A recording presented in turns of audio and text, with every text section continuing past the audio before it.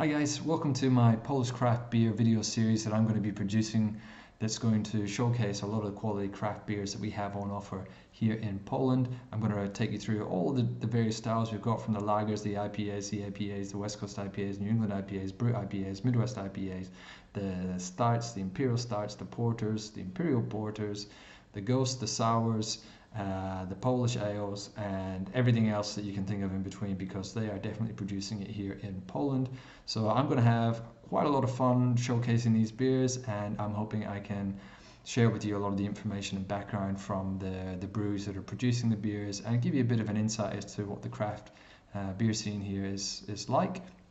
I'll take you through the price of the beers and give you an understanding about some of the commercial rates as well. Part of what I want to do through this series is obviously introduce the Polish scene, and also provide opportunities for the craft scene to reach a little bit beyond the Polish borders. So we're talking with a few different breweries and trying to see if there's any way that we can showcase some of these beers overseas. So if you're interested in any of the beers, or helping us with the distribution, please just leave a comment down below. I'll post links to all of the beers and the brewers in every video, so that there's an opportunity for you to explore whatever it is that you're looking for, in addition to whatever the video blog is going to provide. So I'll try to give you an honest review. Obviously my favorite beers are going to be featured quite heavily, which are going to be the high hopped beers. I like a bit of beer, but I do like the imperial stouts as well. So I will try to keep it balanced with a lot of the different styles. But if you've got any specific requests, just leave that request in the comment as well, and I'll try to source it. Initially, I'm going to focus on a lot of the easy to acquire mainstream beers. If I go for the limited editions, it can be quite difficult. But again, there's no fun in just sticking to the mainstream craft beer. So I'm going to explore all the different flavors that there are on offer. Today I've decided to start off with a pretty well-known brewery in Poland, which is AleBrowar, and you can see here that they use this catchphrase of hopheads.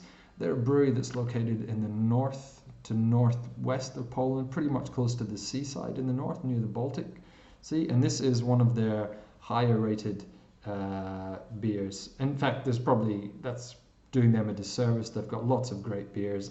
This might not be even halfway there, but on Untapped it gets pretty much a 4.01, so pretty much on the money, with 4 out of 5 rating. That's had over 1,100 unique ratings. It's been around since almost 1 year actually now. So it's obviously coming part of their staple series. This is the Simcoe Mosaic release. They also do 2 other releases from memory. I'll bring up the details about that shortly, so we can at least compare it. But this contains, it doesn't actually say what yeast it is, so I'll have to do a little bit of research. If I find out what the yeast is, I'll post it in the description. But obviously we've got Simcoe and Mosaic in here, and because it's a DDH, it's got some dry hopping in there as well. You'll be able to see from the description, if I can hold up this label here for you. They're pretty good with their labels, AleBrowar, because they are now exporting to different regions in Europe. So they've got a combination of English and Polish on the back. If you can pause it, you might be able to read it. You can see their Facebook tag, or their Facebook handle, and some tags in there. This is really one of my favorite beers. It's readily available in terms of when it's released. You can find it in most of the I guess craft beer stores here in Poland. They're very specialized here, so if you go into a craft beer store, it's just craft beer. It's very rare that you'll go into a liquor store here, and a general liquor store here, and have craft beer. That's very different to what we have in Australia and also in the UK, but I know that there are some just specialty craft stores around the world. So I know that it's not unique to Poland, but in Poland it seems to be the only primary place where you'll get craft beer is in these craft beer shops. That said, AleBrowar have a very well-established reputation, which means they actually are accessible, or some of their beers are released in Lidl So they actually managed to cross over into the mainstream fold. This particular beer is unfiltered and not pasteurized, which is pretty rare. I remember looking at some of the content I was going to explain to viewers of this blog, and I was going to say, well, a lot of the beer in Poland is actually pasteurized, but this particular bottle is saying that it's not pasteurized and it's not filtered. I'll try to get up a proper shot of the label. Oh, there you go. But you can see it's raw and unfiltered beer. Best before date, you can see down there, is at the end of the year. So this is probably a pretty fresh batch, probably in the last month or 2 months.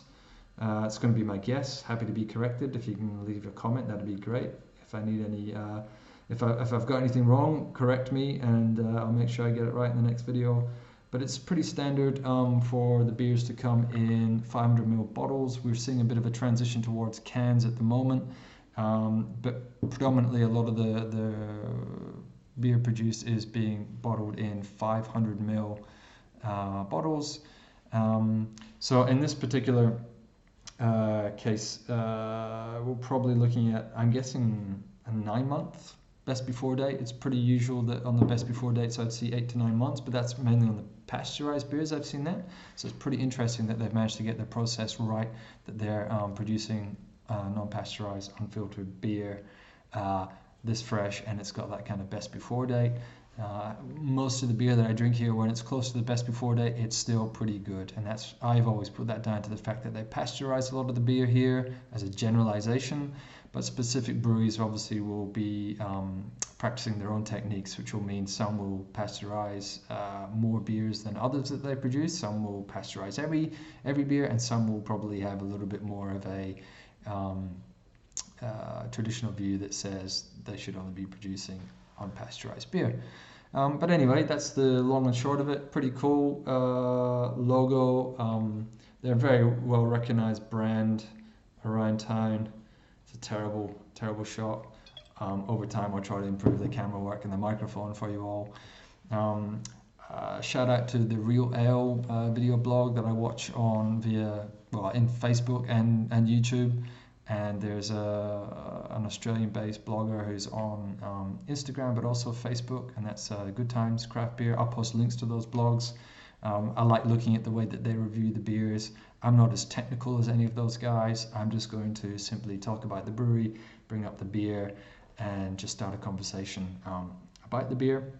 This particular beer cost, I think, 12 Polish zloty, which I didn't do the exchange rate before I jumped on, so I'm not quite sure if I can quickly calculate it for you without losing you guys losing interest, but I'll say it was 12 Z's as we call it.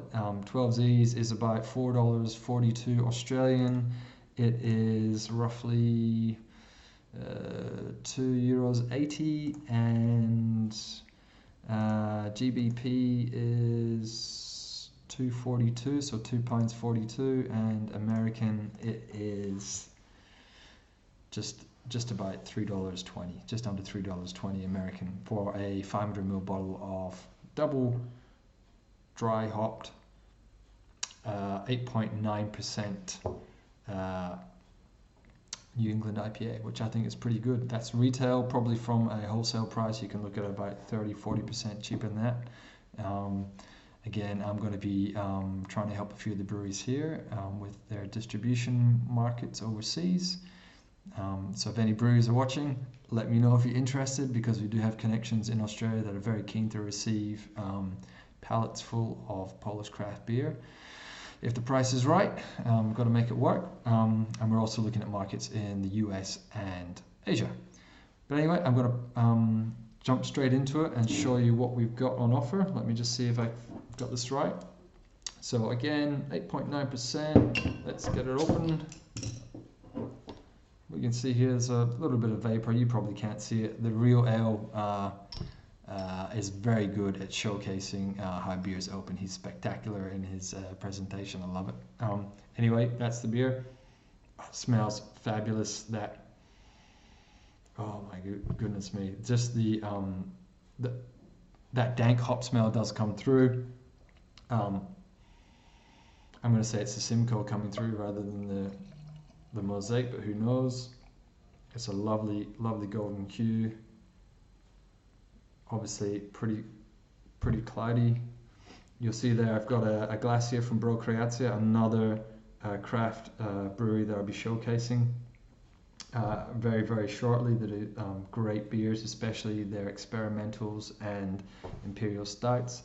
But AleBrowar really do cover their spectrum of beers, so you're going to see them featuring quite heavily. You can see it's a fabulous looking head, very creamy. I don't really know if it matters or if you can see, but the bubbles inside of there are very well formed. Anyway, smells great. Tastes even better. So it's quite dry.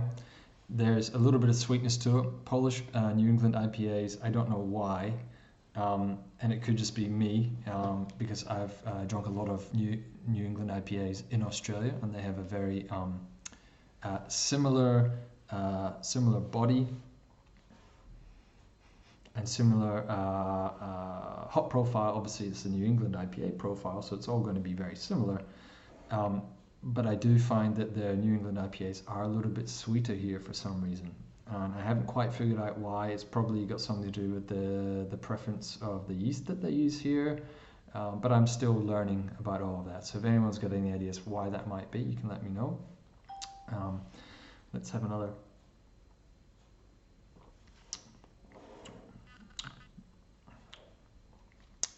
There's hardly any resin on the tongue.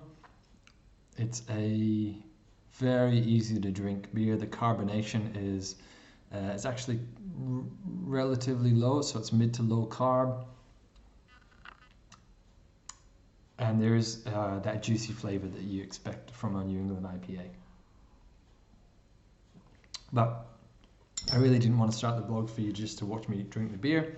What I really wanted to do was give you an insight as to what these beers are like, what they look like, and make sure you become familiar with some of the great quality beers that we have on offer.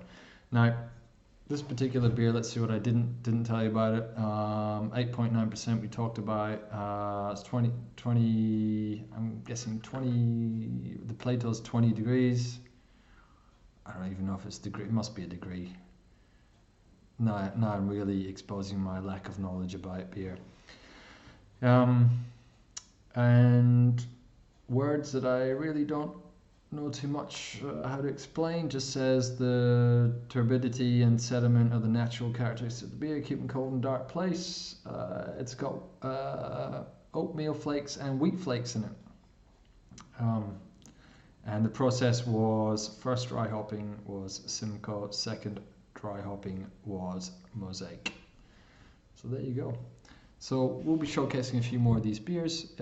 Just wanted to start the conversation. If there's any particular Polish beer that you'd like to have reviewed, let me know. We're going to be focusing on craft, so very unlikely to have any Żywiec, Tyskie, or Karpackie, which I know tends to travel the world really well. But by all means, leave your suggestions, comments, thoughts, and next time I will try to keep the review a little bit shorter so it's a little bit more interesting. And then I'll also begin to showcase a few of the other beers as well. But in the meantime, na zdrowie, enjoy, and subscribe. Thanks.